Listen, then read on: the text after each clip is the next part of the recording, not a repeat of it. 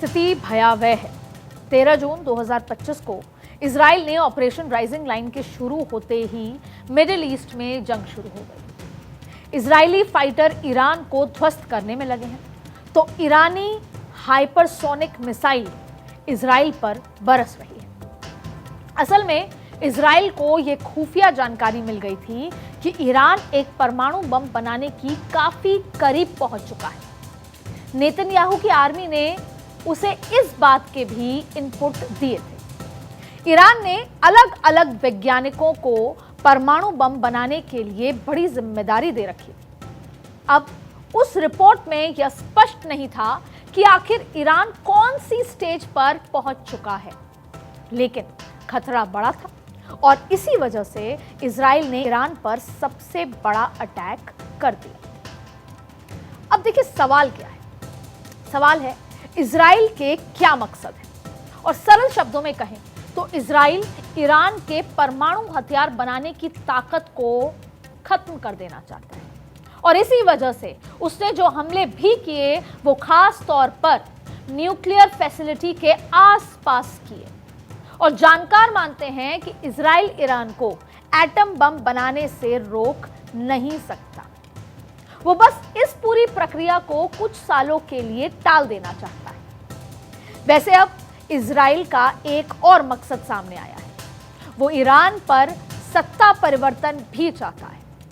America दावा भी कर चुका है कि ईरान के supreme leader ayatollah Ali Khamenei Israel के निशाने पर है। सवाल यह भी है कि आखिर ट्रंप की वार्निंग के क्या मायने हैं? ट्रंप ने ईरान को इतनी बड़ी धमकी क्यों दी है, और क्या अमेरिका जंग में उतरने वाला है? अमेरिका की मिसाइलें ईरान को क्या तबाह कर देंगी? ये तमाम सवालों के साथ आगे बढ़ेंगे। देखिए, ईरान को इस बात का एहसास है कि उसके पास लेटेस्ट जनरेशन के फाइटर जेट नहीं है। अभी भी वो रूस के पुराने MiG-29 ही उड़ा रहा है।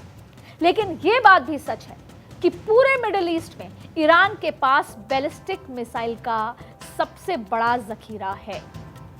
ईरान के पास इस समय स्मॉल रेंज से लेकर लॉन्ग रेंज वाली कई मिसाइलें भी मौजूद हैं, और इन मिसाइलों के दम पर ईरान अगले कुछ और हफ्तों तक इजराइल के सामने टिक सकता है।